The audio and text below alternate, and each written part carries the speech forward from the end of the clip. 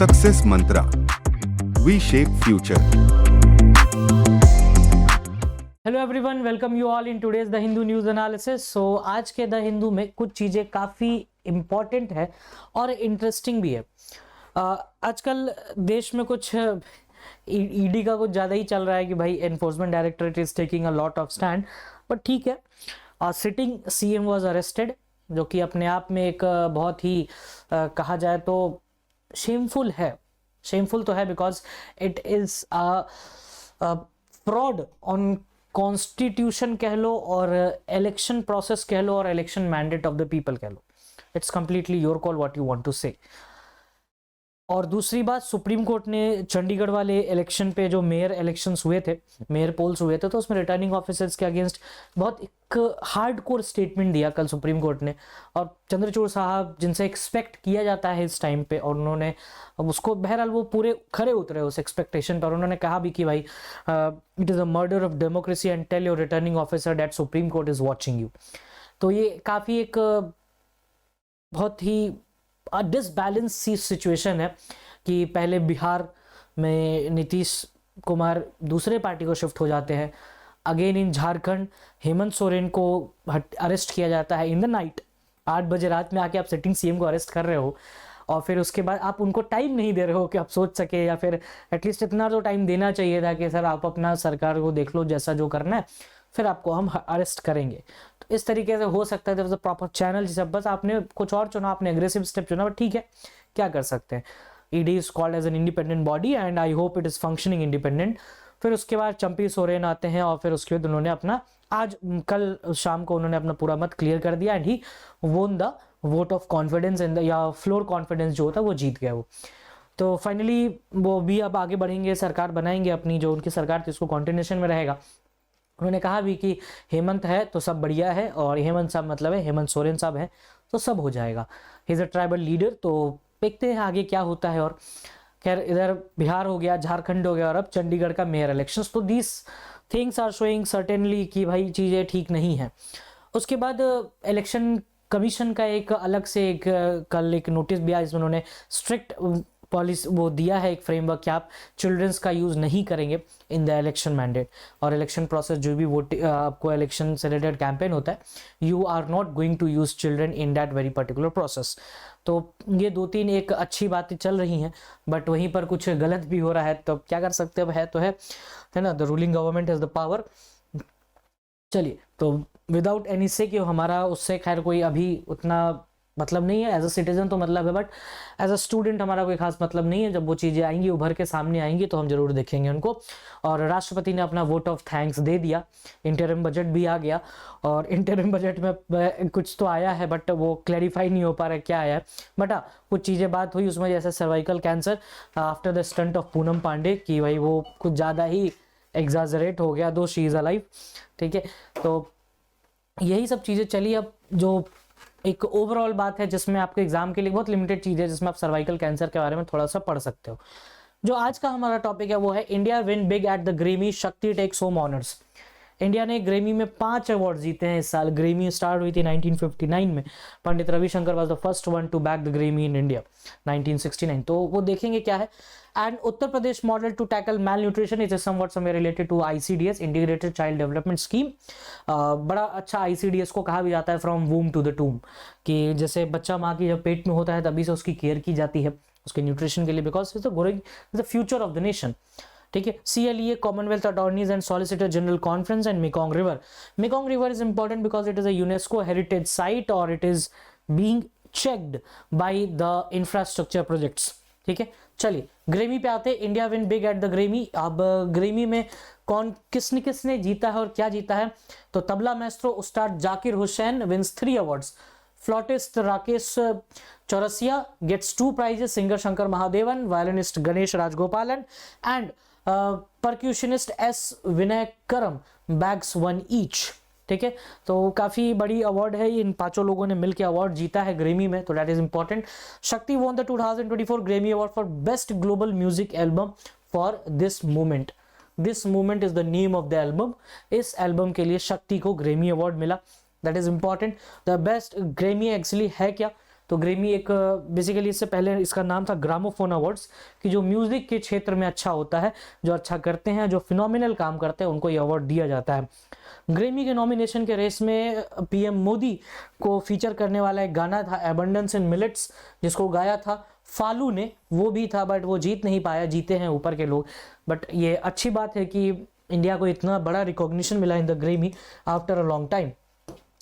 ठीक है, चलिए उसके बाद सितार मास्टर पंडित रविशंकर ने 1968 में पहली बार ग्रेमी अवार्ड जीता था इंडिया के लिए। Was the first one to get the Grammy for India, और ये ग्रेमी आने के 10 साल के बाद हुआ। 1959 के अराउंड में ग्रेमी स्टार्ट हुई। It is a US based award, और Pandit Ravi Shankar was the first one to get the Grammy awards. तो ये चीज़ थोड़ा सा याद रखने वाली है कि was the first one to get the Grammy. और सीयूईटी या जैसे एग्जाम्स हैं इनमें ये चीज़ें पूछी जाती हैं। And Uttar Pradesh model to tackle immunisation. देखो बेसिक मेल न्यूट्रिशन और इम्यूनाइजेशन आजकल बहुत ज़्यादा न्यूज़ में है।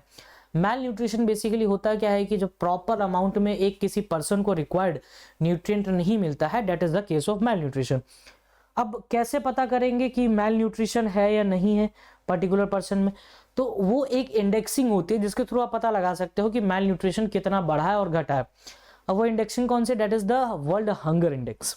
आप हंगर इंडेक्स से ये पता चला लोगे कि भाई इसमें मेल न्यूट्रिशन का लेवल कितना है। इंडिया का वर्ल्ड हंगर इंडेक्स में रैंक है 111 दैट इज, जो कि काफ़ी शेमफुल तो नहीं कहेंगे बट हाँ काफ़ी चिंताजनक है। It is very topic of debate और टॉपिक ऑफ कंसर्न बेसिकली, कि जिसमें आप ये सोचिए कि हम विश्व गुरु बनने का सोच रहे हैं, वर्ल्ड का टॉप 3 लार्जेस्ट इकोनॉमी में से आने वाला देश का वर्ल्ड हंगर इंडेक्स में रैंकिंग है 111। आप इग्नोर नहीं कर सकते, बिकॉज आप कहीं पर अगर मोडीज की रेटिंग को एक्सेप्ट करते हो तो आप इन्हें को भी एक्सेप्ट करना चाहिए, because there is a problem. Because अब देयर इज अ प्रॉब्लम क्यों? अगर आप इसको इंडियन पर्सपेक्टिव में रिलेट करके देखो तो our finance minister Nirmala Sitharaman ji ने कहा जब लोकसभा में वो इंटरिम बजट पेश कर रही थी ऑन 1 फरवरी, तो उन्होंने एक बात कही थी कि हमने 80 करोड़ लोगों को मुफ्त अनाज दिया है। क्या ये प्राउड की बात है एक देश के लिए? बिल्कुल नहीं, ये कहीं से प्राउड नहीं है, because your people are being feed by the government directly, not indirectly. Indirect feed is something good. क्या फाइनेंशियल असिस्टेंस देते हो, उनको मदद देते हो, उनको एक ऐसा एनवायरनमेंट तैयार करके देते हो जिससे वो खुद खाना बना सकें। एक होता है नहीं कि किसी को रोटी मत दो, उसको रोटी कमाने का एक उपाय दे दो कि वो कैसे कमाएगा, तो वो ज़्यादा लंबे टाइम तक उस रोटी को एंजॉय करेगा। एक दिन खा के दूसरे दिन की चिंता में वो नहीं रहेगा इंसान। तो दैट इज द थिंग। तो world hunger index is related here. तो बात करते हैं यूपी का। यूपी ने मेल न्यूट्रिशन में काफी एक फिनोमिनल ग्रोथ लिया है। 2020 में उत्तर प्रदेश में department of women and child development ने स्टार्ट किया था स्टेट रूरल लिवलीहुड मिशन, ठीक है, जो कि एक डिसेंट्रलाइज्ड प्रोडक्शन क्या, जिसमें home rations by women enterprises. अब यूपी में क्या हुआ, छोटे छोटे वुमेन एंटरप्राइजेस सेटअप किए गए। इन वुमेन एंटरप्राइजेस का सेटअप करने का एक ही इंटेंशन था कि भाई फूड फॉर ऑल प्रोवाइड किया जाए, जो प्रेग्नेंट लेडीज होती है उनको और लेडीज को भी मिले। The model involves the production of different variants of ICDS beneficiaries. अब आईसीडीएस में एक कोई नहीं है कि प्रेग्नेंट वुमेन का ही एक कैटेगरी है, और भी बहुत सारे कैटेगरीज आपको आईसीडीएस में मिलेंगे, वो अभी अपन देखते हैं। अब इसमें क्या किया गया, एक 20 मेंबर का ग्रुप बनाया गया वुमेन का, जिसमें 5 मेट्रिक टन्स पर डे की कैपेसिटी से उसको ऑटोमेशन में लगाया गया ताकि वो एक्सेस कराया जा सके। राशन डिलीवर आंगनवाड़ी सेंटर के थ्रू हो जाता था। फिजिबिलिटी के मॉडल को चेक करने के लिए United Nation World Food Programme ने 2 पायलट प्लांट स्टैब्लिश किए। कहां? उन्नाव में और फतेहपुर में इन 2021। और दिल्ली में पहली बार आईसीडीएस प्रोजेक्ट लॉन्च किया गया था 1974-75 में इंदिरा गांधी के टाइम पे फ्रॉम जामा मस्जिद। तो ये बात याद रखना कि वाज द फर्स्ट यूटी और स्टेट एनसीटी कहा जाएगा यहाँ पर, जिसमें पहली बार आईसीडीएस स्टार्ट हुआ, डेट वाज दिल्ली। और यूपी में 2 स्टेटमेंट पायलट प्रोजेक्ट की तरह लॉन्च किया गया, एक तो आपको उन्नाव और दूसरा है आपको फतेहपुर। तो ये 2 जो स्टेट्स है दैट इज इंपॉर्टेंट हियर कि भाई अब ये इंपॉर्टेंट स्टेट्स हैं, इनको पायलट प्रोजेक्ट के तौर पे लॉन्च किया गया और फिर उसके बाद गवर्नमेंट ने उसको आगे के लिए प्रोसीड करा दिया। जब ठीक लगा तो उसको आगे हम बढ़ा ही सकते हैं। इंटीग्रेटेड चाइल्ड डेवलपमेंट स्कीम 1975 में लॉन्च हुआ था। इसके अंदर क्या क्या कैटेगरीज हैं वही देख लो, क्योंकि इन सभी में आपको एक्सेल करना पड़ता है। इसका बेसिकली इंटेंट है कि 0 से 6 साल के बच्चे को सर्व करना, प्रेग्नेंट एंड लैक्टेटिंग मदर्स को सर्व करना, ठीक है। तो इसलिए हम इस पे एक बड़ा अच्छा फ्रेज यूज करते हैं, फ्रॉम वूम टू टूम, ठीक है, या फिर from cradle to the grave. तो ये दो फ्रेज यूज किया जाता है, from cradle to the grave, कि भाई पालने से लेकर के ग्रेव तक सरकार का, एक वेलफेयर स्टेट का ड्यूटी होता है कि वो टेक केयर करे अपने सिटीजन्स को। अब ये डीपीएसपी में भी मेंशन्ड है, अगर आप डीपीएसपी देखो, directive principles of state policy का आर्टिकल 45 जो कि इससे रिलेट करता है, 0 to 6 years ऑफ चिल्ड्रन। अब इसमें क्या क्या देना है, supplementary nutrition, pre school education, health and nutrition education, immunisation जिसकी बात भी हुई थी इस बार बजट में, सर्वाइकल कैंसर, फिर उसके बाद health checkups proper and referral services की। अब उन आशा वर्कर्स जो विलेजेस में होती है, उनका ये काम होता था कि they used to maintain a diary, कि भाई ये जो विमेन है इस घर में है, इसका प्रेगनेंसी इस तारीख को हुआ था and it's her 2nd, 3rd और 4th मंथ, तो उसका प्रॉपर रेगुलर चेकअप होना है, बच्चे का चेकअप होना है, बच्चे को प्रॉपर इम्यूनाइजेशन दिलवाना है, पोलियो ड्रॉप्स, ये सब जो होते हैं सब कुछ देना, ठीक है। उसके बाद न्यूट्रिशन देना बच्चों की, कि भाई जो मैक्सिमम लेवल न्यूट्रिशन रिक्वायर्ड होता है वो एक्सेस करवाना। तो these are the thing that is required here in this scheme. तो ये थोड़ा सा आप याद रखिए इस चीज को कि कौन कौन सी चीजें हैं। और 1975 में स्टार्ट हुआ फ्रॉम दिल्ली जामा मस्जिद। ये SDGs है, sustainable development goals, again these are related to the आपको मेल न्यूट्रिशन। SDG 2015 में SDG स्टार्ट हुआ था और इसका टारगेट है 2030 तक इन सभी 17 SDGs को अचीव करना। तो अब ये टारगेट कैसे अचीव होगा, गवर्नमेंट स्कीम्स चलाएंगी। अब इसमें देखो, आप खुद देखो कि भाई ये न्यूट्रिशन वाला कहाँ मिलेगा, हंगर में मिल जाएगा, 2 में क्वालिटी एजुकेशन में मिल जाएगा, ग्लोबल हेल्थ एंड वेलबींग में मिल जाएगा। तो ये 3 ऐसी चीजें जहां पर इंपॉर्टेंट, बाकी सब भी कहीं ना कहीं किसी न किसी सेक्टर में रिलेट करती हैं। चलो नेक्स्ट टॉपिक है CLEA, commonwealth attorneys and solicitor general summit हुआ। बेसिकली इसका थीम सामने लिखा है, cross border challenges in justice delivery, ठीक है। अब ये बेसिकली कॉमनवेल्थ नेशन से रिलेटेड है कि 1949 में एक एग्रीमेंट हुआ जिसमें जितने भी कॉमनवेल्थ कंट्रीज थी वो इंडिपेंडेंट थी, तो उनको ही कहा गया कि अगर आप जुड़ना चाहो तो फ्रेंडली नेशन की तरह हम जुड़ सकते हैं, एक ग्रुप बना सकते हैं, इसके कारण हम आगे डेवलप करें। 1970s में जाके ये जस्टिस डिलीवरी सिस्टम वाला भी चीजें स्टार्ट हुई। कॉमनवेल्थ एक वॉलंटरी एसोसिएशन जिसमें 56 कंट्रीज हैं। लास्ट 2 कंट्रीज जिन्होंने कॉमनवेल्थ को ज्वाइन किया वो हैं गैबन एंड टोगो, ठीक है। ये दोनों ही अफ्रीकन नेशन है, ठीक है, गैबन एंड टोगो, तो इनको थोड़ा सा याद रखिएगा। ये लंदन डिक्लेरेशन 1949 से स्टार्ट हुआ। ये बेसिकली ये वही नेशन है जो अर्स्टवाइल ब्रिटिश एम्पायर का पार्ट हुआ करते थे, लेकिन उसके बाद इसको खोला गया, तो कहा गया कि जिसको भी वॉलंटरी आना चाहता है वो आ सकता है। ऐसा कोई प्रेशर नहीं है, इसलिए क्योंकि सभी कंट्रीज आज के टाइम पे सॉवरेन है और सॉवरेन कभी भी किसी के कंट्रोल में नहीं काम करता। यहाँ पे इसलिए इंडिपेंडेंट ग्रुप रखा गया। 1971 में एक बॉडी फॉर्म हुई जिसका लीगल एजुकेशन एम्बार्क करने का काम था, और ये Asia, southern Africa, west Africa, Caribbean and Europe के चैप्टर्स को देखता है। तो वो था आपको कॉमनवेल्थ नेशन। बेसिकली उसमें वही है कि जस्टिस डिलीवरी करना, cross border justice delivery system, और ओवरऑल ये एक welfare kind of thing he है। इसको आप कभी भी ब्रिटिश टाइम के कॉलोनी से जोड़ के मत देखिए। बहुत लोग देख लेते हैं कि why we are member of Commonwealth. अरे बेटा, we are member of Commonwealth because we were the part of erstwhile British empire, and here in this Commonwealth membership we have a complete right to be a part or not, right. चलिए, Mekong river में अभी एक चीज problem हो रही है कि बिकॉज मेकोंग रिवर एक पर्टिकुलर स्टेट से गुजरती है, तो ये लॉन्गेस्ट रिवर भी है साउथ ईस्ट एशिया की।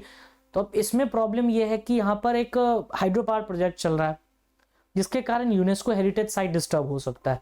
तो that's why it is important. India में 42 यूनेस्को हेरिटेज साइट्स हैं, आपको पता ही होगा। मेकोंग रिवर की खास बात ये गिरती है साउथ चाइना सी में, it drains into South China Sea, ठीक है। अब यहां पर जो ये वाला पोर्शन दिख रहा है चाइना और वियतनाम के बीच में, इसे हम कहते हैं गल्फ ऑफ टोंकिन। ये थोड़ा सा याद रखना, कभी कभार पूछ दिया जाता है, gulf of Tonkin between China and Vietnam, ठीक है, ये याद ही रहेगा। चलिए नेक्स्ट आते हैं, क्योंकि मैप के थ्रू है तो आसान रहता है। यही है आपको मेकोंग रिवर, ये पूरा एरिया है मेकोंग रिवर का। तो एक $multi-billion प्रोजेक्ट चल रहा है मेकोंग रिवर पे लाओस में, जिसमें कंसर्न भी जताया गया है कि ये लुआंग प्राबांग सिटी, कहीं ना कहीं एक कंसर्न रेज हो जाएगा लुआंग प्राबांग सिटी, जहाँ जो कि एक यूनेस्को वर्ल्ड हेरिटेज साइट है। अभी हम लुआंग प्राबांग सिटी कुछ दिन पहले भी न्यूज़ में था, जब बात हो रही थी आसियान के मेंबरशिप के बारे में, तो भी वहाँ पर बात हुई थी लुआंग प्राबांग की। तो ये याद रखना इंपॉर्टेंट है। साउथ ईस्ट एशिया की लॉन्गेस्ट रिवर है और काफ़ी बड़ी है, और ये 6 एशियन कंट्रीज से होकर गुजरती है, China, Vietnam, Laos, Myanmar, Thailand, Cambodia, जहाँ पर इसको अलग अलग नामों से जाना जाता है। The crown jewel is Luang Prabang is important because ये यूनेस्को हेरिटेज साइट भी है, because of Buddha's resting place, तो कहीं ना कहीं एक रिलीजियस सिग्निफिकेंस भी है इसका, तो that's why it is an important river and important city. What not to be missed में है म्यांमार सिविल वॉर, इसको एक बार पढ़िएगा, ये हम पहले भी डिस्कस बहुत बार कर चुके हैं। Now first question is India chief economic adviser, बताइए कमेंट सेक्शन में। Name the Russian cosmonaut who broke the world record for most cumulative time spent in space. The genocide convention was framed in which year, अभी recently हम लोगों ने south Africa और Israel वाला जब देखा था तो उसमें ये चीज हम लोगों ने देखा था। Chuvadukal is a part of which Indian martial art form, ये कभी कभार आपको डीयू या फिर सीयूटी इस तरह के क्वेश्चन पूछता है, तो please be ready for, and I tend to add such static question in this part as well. तो thank you, that's all from my side.